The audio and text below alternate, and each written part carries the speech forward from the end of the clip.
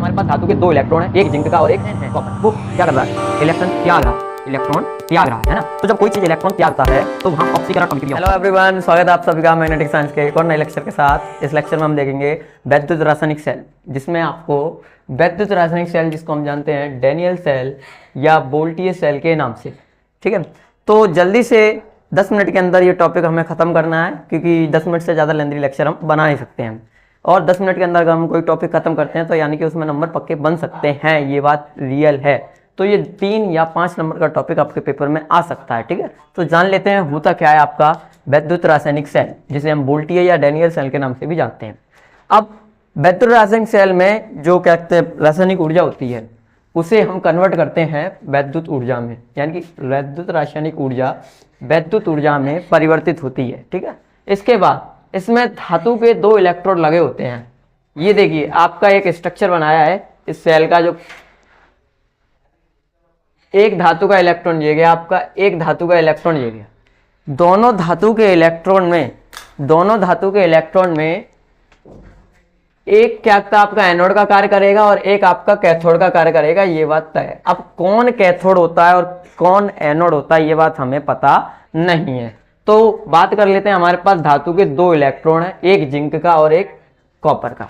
तो इसमें धातु के 2 इलेक्ट्रोड होते हैं, एक जिंक का तथा एक कॉपर का, ठीक है। जिंक वाले को जिंक सल्फेट के विलयन में और कॉपर वाले को कॉपर सल्फेट के विलयन में डुबोया जाता है।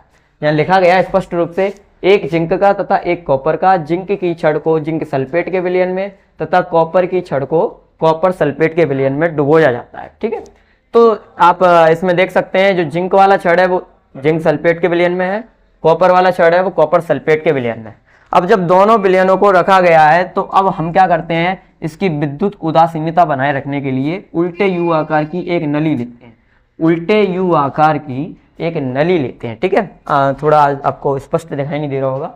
तो उल्टे यू आकार की नली लेते हैं और इसमें हम KCl क्या करते हैं, KCl से संतृप्त करते हैं, इसे KCl के साथ संतृप्त किया जाता है, ठीक है। तो दोनों विलयनों की विद्युत उदासीनता बनाए रखने के लिए उल्टे यू आकार की नली से जोड़ते हैं, इसे KCl से संतृप्त किया जाता है और इसी को बोला जाता है लवण सेतु, यानी कि यही है आपका लवण सेतु। क्या हुआ, अभी तक आपने एक जिंक की छड़ ली है, एक आपने कॉपर की छड़ ली है। जिंक को जिंक सल्फेट के विलयन में, कॉपर को कॉपर सल्फेट के विलयन में डुबो दिया है, ठीक है। और दोनों की विद्युत उदासीनता बनाए रखने के लिए इसे उल्टे यू आकार की नली से जोड़ दिया, उल्टे यू आकार को। इसी को बोला गया लवण सेतु, इसी को बोला जाता है लवण सेतु, इसे लवण सेतु कहते हैं, ठीक है। और इसे KCl से संतृप्त किया जाता है, KCl से, अंडरलाइन कर देता हूं, ठीक है। इसके बाद चलते हैं, तो देखिए दोनों छड़ के बाहरी सिरे को, दोनों छड़ के बाहरी सिरे को, है ना, दोनों छड़ के बाहरी सिरे को किससे किससे जोड़ा है, दोनों छड़ के बाहरी सिरे को एक वोल्ट मीटर से जोड़ देते हैं, एक वोल्ट मीटर से जोड़ देते हैं,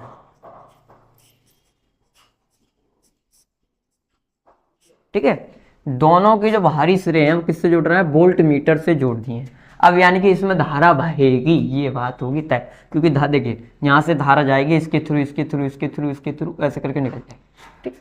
तो दोनों छड़कों के जो बाहरी सिरे हैं वो वोल्ट मीटर से जोड़ देते हैं, ठीक है।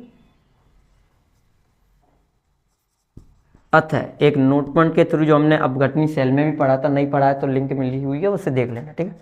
तो अतः यहाँ पर जो जिंक की छड़ है इसमें धारा आती है, अतः जिंक से इलेक्ट्रॉन कॉपर की छड़ की ओर जाने लगते हैं। जिंक से जो इलेक्ट्रॉन है, यानी जिंक से जो इलेक्ट्रॉन जाने, यानी धारा किधर जा रही है, धारा जा रही है ऐसे करके जिंक की तरफ, तो इलेक्ट्रॉन कहाँ जाएंगे, जिंक से दूर यानी कॉपर की तरफ जाएंगे। हमेशा धारा उसके विपरीत फ्लो करती है। तो कॉपर की छड़ की ओर क्या करते हैं, कॉपर की छड़ की ओर जाने लगते हैं,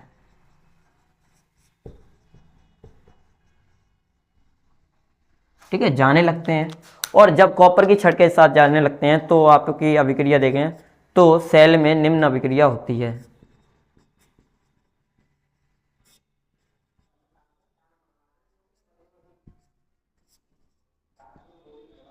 इस अभिक्रिया के थ्रू हम समझ लेंगे कि कौन एनोड और कौन कैथोड है। चित्र में तो स्पष्ट दिखाई दे रहा है पर लिखित रूप में आपको देना होगा। तो इसमें आप समझें तो Zn है वो क्या कर रहा है, इलेक्ट्रॉन त्याग रहा है, इलेक्ट्रॉन त्याग रहा है ना।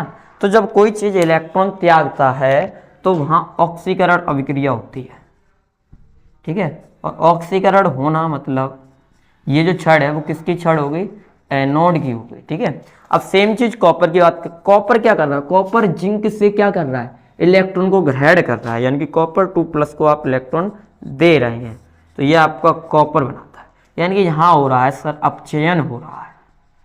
तो अपचयन यहाँ पर हो रहा है तो मतलब ये छड़ आपकी कैथोड हो गई। किसकी होगी, कैथोड।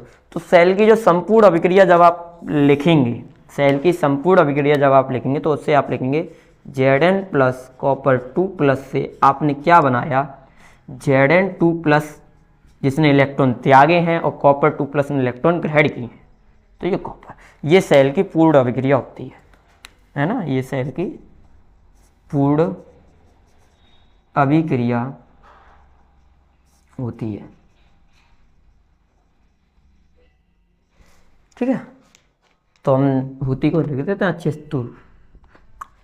तो ये तो हमारा वैद्युत रासायनिक सेल है। तो इसे हम वैद्युत रासायनिक सेल को डैनियल या बोल्टियर सेल भी कहते हैं, और एक और नाम होता है इसका गैल्वेनिक सेल, ठीक है। तो अलग अलग नाम है लेकिन प्रोसेस सबका यही है कि इसमें रासायनिक ऊर्जा को वैद्युत ऊर्जा में कन्वर्ट किया जाता है। इसमें हमारे पास इलेक्ट्रोड की 2 छड़ होती हैं, एक जिंक की और कॉपर की। और जिंक को जिंक सल्फेट के विलयन में डुबोते हैं और कॉपर को कॉपर सल्फेट के विलयन में डुबोया जाता है। दोनों विलयन की विद्युत उदासीनता बनाए रखने के लिए आप क्या करते हैं, उल्टे यू आकार की एक नली लेते हैं, ठीक है, और इसे इसमें डाल देते हैं और इसे KCl से संतृप्त करते हैं और इसे हम बोलते हैं लवण सेतु। इसी को बोला जाता है लवण सेतु। अगर अलग आ जाए तो इतना आंसर लिखना होता है, ठीक है। विलयनों की विद्युत उदासीनता बनाए रखने के लिए उल्टे यू आकार की नली डालते हैं, इसे KCl से संतृप्त किया जाता है, इसे लवण सेतु कहते हैं, ऐसे करके। अब दोनों को हमने क्या किया था, बाद में बाहरी सिरे को वोल्ट मीटर से जोड़ दिया। अब इसमें सेल में क्या होने लगी, धारा प्रवाहित होने लगती है। तो जो इलेक्ट्रॉन है वो जिंक से कॉपर की तरफ जाने लगते हैं तो सेल निम्न अभिक्रिया देता है, यानी जिंक इलेक्ट्रॉन को त्यागता है और कॉपर इलेक्ट्रॉन को ग्रहण करता है, और ये आपका संपूर्ण अभिक्रिया इस प्रकार से हो जाती है। तो आशा है आपको ये टॉपिक समझ में आया होगा। तो अगले टॉपिक में नेल्सन समीकरण के साथ जुड़ना ना भूलें। बाकी के जो भी अदर टॉपिक हैं वो हमने डिस्क्रिप्शन में लिंक दे रखी है, आप उनको भी जाकर देखें ताकि आपकी केमिस्ट्री बहुत ही ज़्यादा स्ट्रॉन्ग बन सके। Thank you, have a nice day.